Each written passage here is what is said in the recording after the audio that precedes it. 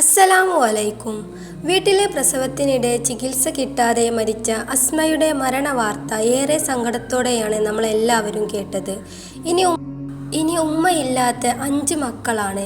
മലപ്പുറം ചട്ടിപ്പറമ്പ് സിറാജുദ്ദീൻ്റെ ഭാര്യയും പെരുമ്പാവൂർ അറക്കുപറമ്പിൽ വീട്ടിൽ പരേതനായ ഇബ്രാഹിം മുസ്ലിയാരുടെ മകളുമായ അസ്മക്ക് ശനിയാഴ്ച പിറന്നതുൾപ്പെടെ 3 ആൺമക്കളും 2 പെൺകുട്ടികളുമാണുള്ളത്. അവരുടെ മൂത്ത മകന് 14 വയസ്സു മാത്രമാണ് പ്രായം. 4ാമത്തെ മകൾ 2 വയസ്സുകാരിയും. ഉമ്മയുടെ മരണവാർത്ത തിരിച്ചറിഞ്ഞത് മൂത്ത മകൻ മാത്രം. അസ്മയുടെ മാതാവ് ഷെരീഫയെയും സഹോദരൻ്റെയും മുന്നിൽ ഈ കുട്ടികളുടെ ഭാവി ഒരു ചോദ്യചിഹ്നമായാണ് കിടക്കുന്നത്. ഉമ്മയില്ലാത്തതിൻ്റെ അസ്വസ്ഥതകൾ ആ പിഞ്ചു കുഞ്ഞ് പ്രകടിപ്പിക്കുന്നു. മുലപ്പാൽ കുടിക്കാൻ കഴിയാതെ ആ പിഞ്ചോമനയുടെ മുഖം മനസ്സിൽ ഒരു വിങ്ങലായി നിൽക്കുന്നു. മന്ത്രവാദവും സിദ്ധവൈദ്യനും അക്യുപങ്ക്ചർ ചികിത്സയും ഉപയോഗിച്ചത് പ്രസവ സമയത്ത്. ഇതാണ് അസ്മയുടെ ജീവൻ ഇല്ലാണ്ടായത്.